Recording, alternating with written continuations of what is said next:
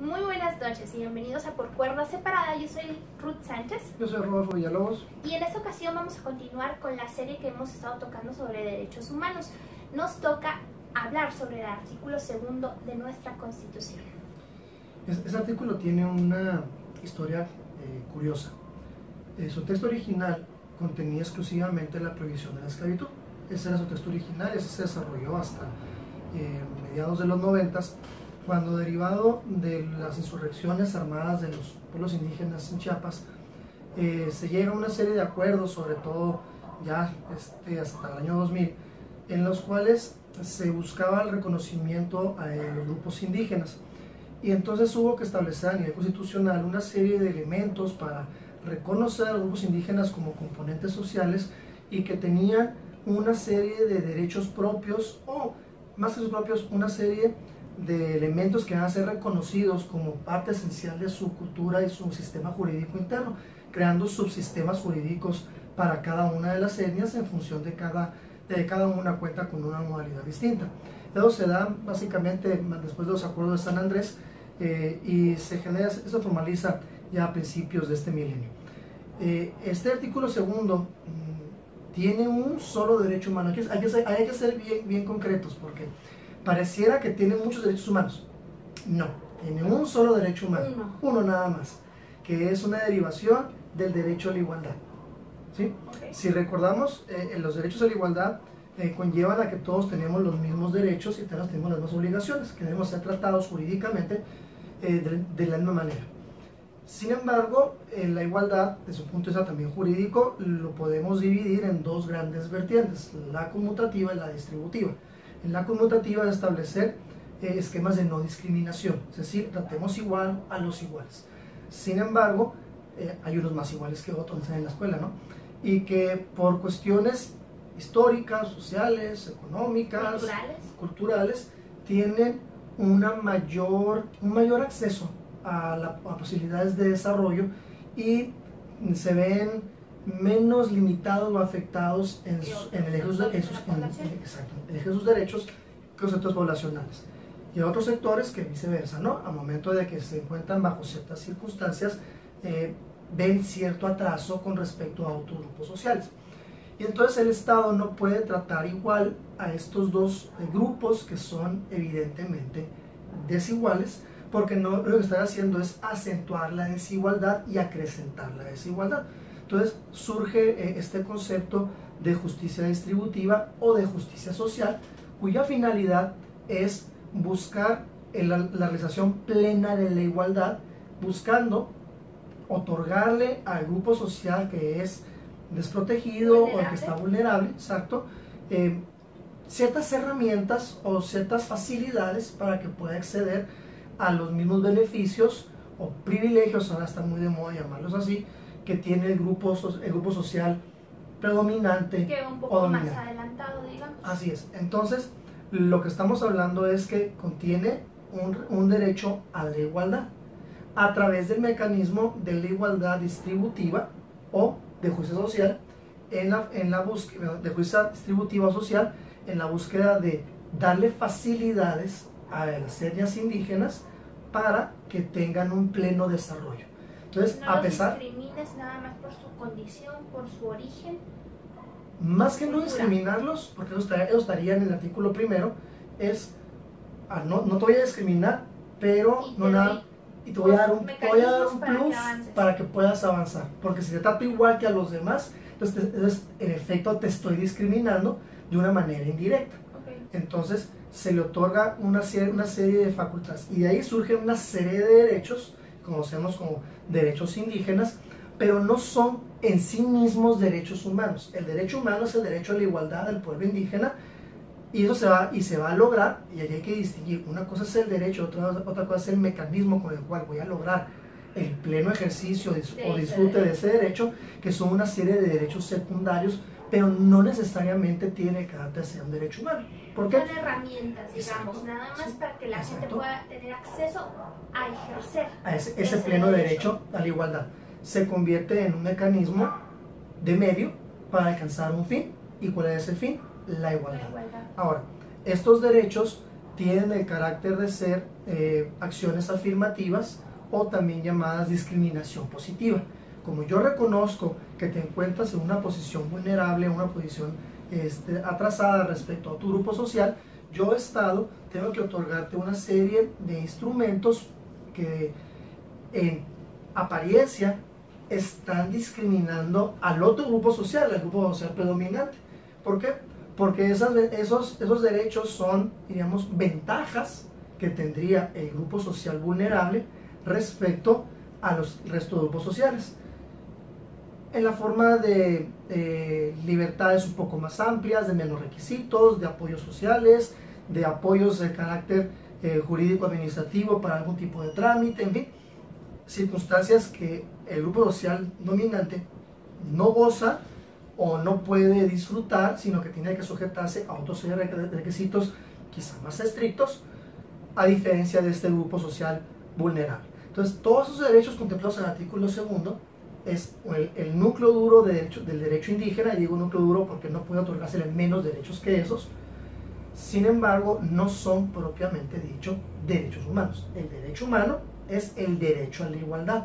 Todos los demás son derechos que funcionan como un medio para alcanzar un fin jurídicamente válido, que es precisamente esta igualdad. Entonces estamos hablando de que en el artículo 2 de nuestra Carta Magna lo que contiene es las herramientas para ejercer un derecho de igualdad para un grupo de la población que se considera culturalmente valioso, importante, porque dice el artículo que está basada nuestra nación ahí, ¿no? Que ahí están los cimientos de nuestra nación. Entonces estamos dándoles un lugar para poderlos nivelar al resto de la población. Es el primer punto de esa herramienta, el darles un lugar. ¿Por qué? Porque al momento de no reconocer su individualidad como grupo indígena, como etnia, estamos pensando que todos somos iguales bajo este origen mestizo, que también es muy relativo, de la población mexicana. Sin embargo, todavía existen descendientes de grupos originarios que conservan una identidad propia que no puede ser identificada plenamente con la identidad del resto de la población. Y hay muchas distinciones cuando se analizan circunstancias de geografía económica, se analiza también los elementos socioculturales e inclusive físicos y biométricos de los diferentes grupos sociales que integran una población determinada. ¿Por qué? Porque tenemos necesidades distintas al tener orígenes distintos, inclusive características socioculturales e inclusive características físicas distintas. O sea, y esto conlleva a que, para efecto de que el Estado pueda funcionar y poder llevar este intento de igualdad, tenga que diseñar políticas públicas que tomen en consideración todas esas características que hacen diferentes a los distintos grupos sociales que conforman el total del conglomerado social mexicano. También poderlos ayudar a que convivan, porque igual, ¿verdad?, la cultura a veces choca. Sí. Es muy diferente la mestiza, la de estos grupos, que convivan, pero se tiene que aprender a mediar. Y que se integren. No necesariamente que se fusionen o que se mezclen, pero que se integren. Por ejemplo, el artículo 2 establece que se respetarán, quizá, y creo que es el punto más importante de este núcleo duro de derechos indígenas, que se respetarán los usos y costumbres de la comunidad indígena para prácticamente todos los efectos. Su forma de gobierno, sus relaciones interpersonales, sus esquemas jurídicos inclusive deben de ser respetados. Pero dice, nada más que, aunque tú tengas sus usos y costumbres, tendrás que someterte a nuestro sistema jurídico desde el esquema federal, es decir, respetar la distribución de competencias. Tu forma de gobierno tiene que respetar los esquemas de nuestro sistema político electoral en cuanto a la libertad del voto, que no lo puedes comprar, que no va a ser un voto masivo por el líder, debes respetar el voto de la mujer. Y luego, la participación política de la mujer, que sí, todo en estos grupos es realmente un problema cultural serio, que no permiten que la mujer avance. En ocasiones la mujer no es un cero a la izquierda, ¿no? Es un sujeto. En los cuales la cambian por chivas. Sí, entonces, y entonces en un contexto, no nada más la participación política, sino también el reconocimiento pleno de derechos humanos de toda la comunidad. O sea, tus prácticas, por más cultura que seas, por más etnia que seas, por más originaria que seas, no puede ir en contra de las normas que ya están previamente establecidas. Tienes que respetar al ser humano también con todos los derechos que se están reconociendo. Entonces, de ahí que esta serie de reglas buscan no nada más el reconocimiento, darte tu lugar, efectivamente eres distinto, y aquí distinto en el sentido de que tienes características que permiten identificarte como un grupo sociocultural determinado, y con ello tienes necesidades distintas, y con ello también tienes una construcción cultural propia que yo, Estado, voy a respetar, pero lo voy a respetar hasta cierta medida, porque yo requiero que te integres en la medida de lo posible. Y esto es que hay un marco jurídico superior que tiene que regular a todos independientemente de que tú tengas un origen, porque entonces está generando un sistema de derecho casuista para cada comunidad distinta, y que eventualmente pudiéramos decir en cualquier parte del país, oye, nosotros tenemos una calidad sociocultural determinada, y por tanto mi regulación tiene que ser regulada de una manera distinta. México se dice que es un país, un conjunto de naciones. Sí. La nación entendido bajo el concepto sociológico, no el jurídico. Bajo el concepto sociológico es esta comunidad o este conjunto de personas que se encuentra unida por una serie de factores socioculturales comunes, que conlleva a tener un pasado común y una visión a futuro también de carácter común, y un sentido de pertenencia. Y esto genera entonces que cada nación va a tener dentro de esta construcción sociocultural una idiosincrasia cultural propia, y con ello una serie de costumbres o acciones sociales propias. ¿Sí? Y es que no estamos pretendiendo que se quite, o sea, te estamos integrando, pero sin que pierdas su identidad. Así es. Por eso ahorita decías, el término es este reconocimiento. Te reconozco como un grupo indígena, y como etnia indígena, ese reconocimiento conlleva a una serie de derechos o de respeto a ciertas prácticas que tú puedas tener. Así es.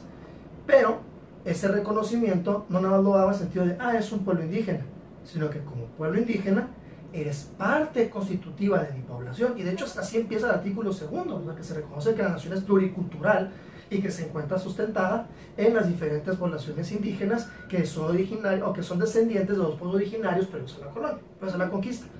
Entonces, te reconozco en tu individualidad como conjunto poblacional, pero te asumo como parte de mi población, y como tal no puedo dejar de lado todo el marco jurídico que está construido para toda la población, porque entonces pudiera llegarse a generar una situación totalmente de desorden social, de desorden, y aparte de un grupo privilegiado que gozaría de excepciones al modelo. Haz lo que quieras, porque quieras, porque eres grupo original. Un poco para evitar esto, la idea de eso es evitar lo que sucede, por ejemplo, en Estados Unidos, donde se tienen las reservas indígenas, y que las reservas indígenas, ahí el derecho del Estado, tanto de la entidad federativa como del país, la federación, no se aplica. Sus modelos fiscales son diferentes, por eso ellos pueden tener casinos, aunque estén en algunos estados prohibidos. La comunidad indígena puede tener casinos y no paga impuestos sobre eso. ¿Por qué? Porque son considerados islas dentro del territorio cuyo marco jurídico es el propio del pueblo indígena. Entonces, para evitar este tipo de circunstancias, ¿por qué? Porque todo esto, volvemos a su origen histórico de este artículo 2, al menos su contenido actual, es derivado de los acuerdos de San Andrés Larrainzar con el ZLN. Una de las cosas que el ZLN estaba buscando era que se le diera cierta libertad y autonomía a los pueblos indígenas chiapanecos respecto a la administración de las ganancias de los pozos petroleros encontrados en Chiapas, en las tierras indígenas. Si dicen, es que la liberación nacional, no, veamos lo que pasó realmente en 1992 hasta 1997 más o menos, y luego llega Fox y lo revive. Pero ellos lo que querían era tener autonomía económica. Por supuesto, por eso el nombre de Liberación Nacional. Los grupos de liberación nacional están regulados por el derecho internacional público, en los cuales son grupos que están buscando quitarse la opresión de un gobierno extranjero. ¿Sí?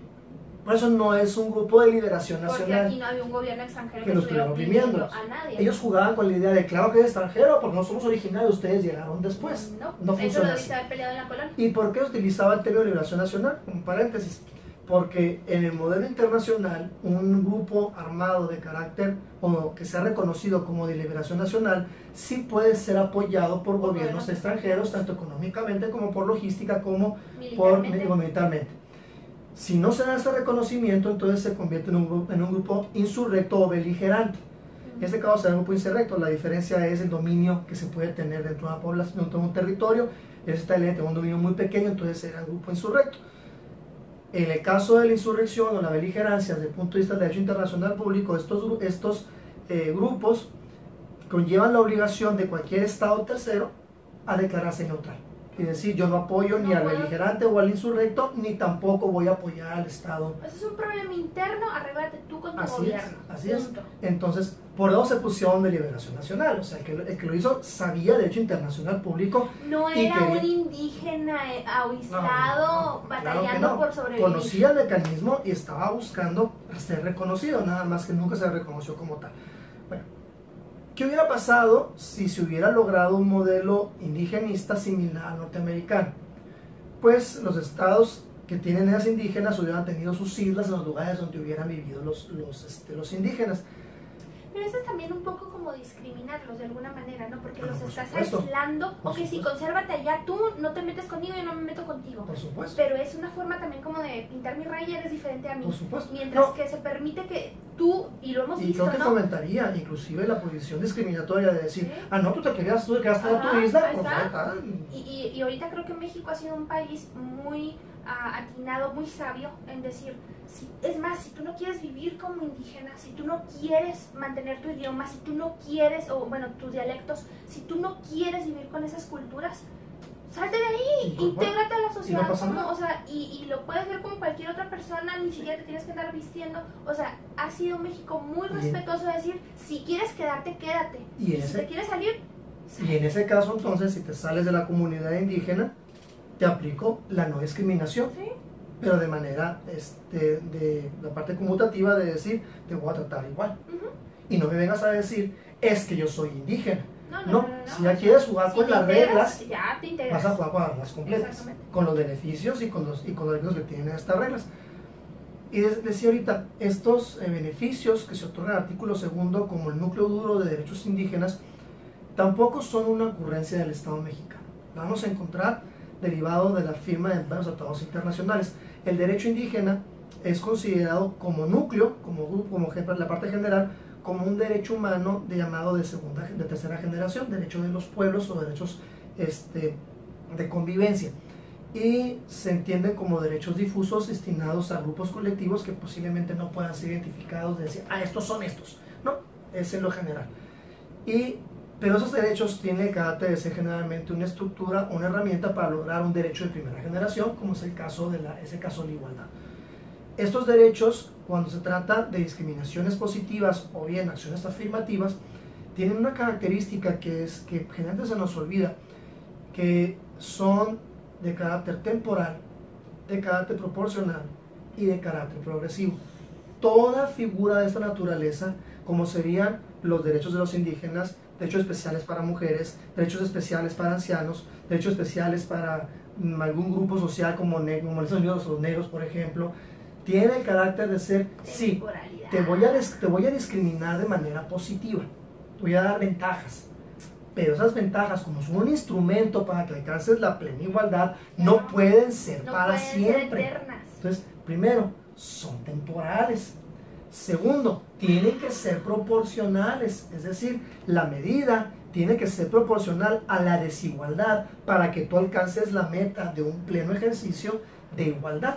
Entonces tampoco es, te lo voy a entregar todo nada más porque sí, no, va a ser proporcional a la desigualdad. Tú tienes que esforzarte en aprovechar esas medidas para avanzar y nivelarte. Ahí está el punto, ese es el punto toral de la medida, de este tipo de este punto de medidas, que esas medidas están destinadas a que eventualmente te equipares y entonces las quito. Sí. Lo que pasa es que se hace muy cómodo seguir gozando con el beneficio de decir, no, es que yo soy un pobrecito indígena, mujer, niño, anciano, homosexual, negro, extranjero, y sígueme apoyando. No, te voy a apoyar en la medida en que sigas avanzando para que llegues. Porque mira, ahí está, por ejemplo, el derecho de la mujer, no, los derechos políticos de la mujer, que se cumplieron los 65 años y nos estamos quejando, es que no hemos avanzado.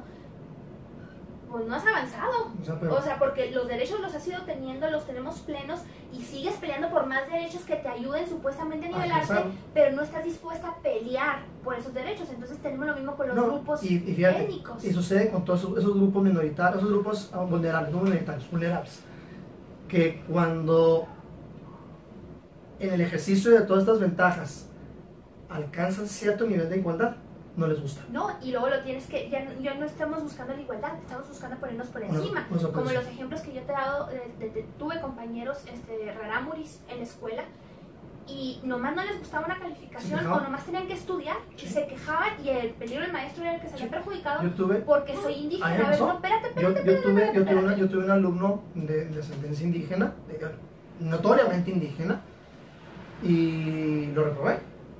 ¿Por qué? Pues porque no iba al salón de clase y los exámenes pues, contestados prácticamente en blanco, y lo reprobé. Pues se quejó y me hablaron, oiga, el caso de este muchacho no lo puede reprobar. Aquí tengo los exámenes, ni siquiera fue a recogerlos. O sea, ¿yo cómo lo paso? Es que es indígena, no va a generar un problema. Y así iba a quejar. Y cuando se supone que si ya le diste oportunidad de estar a un mismo nivel que todos los demás, yo estoy asumiendo que tienes la capacidad mental para hacerle frente igual que todos los demás. Ni siquiera la responsabilidad, porque conmigo no entraba. Yo para reprobar contigo. Conmigo no entraba. ¿Sí? Entonces, es este detalle, ¿no? Entonces, decíamos, tiene carácter de ser, primero que nada, temporales. Y no son para siempre, no puedes pasarte con ese beneficio para siempre. Tiene que llegar un momento en el cual madure la población, madure el grupo y diga, ¿sabes qué?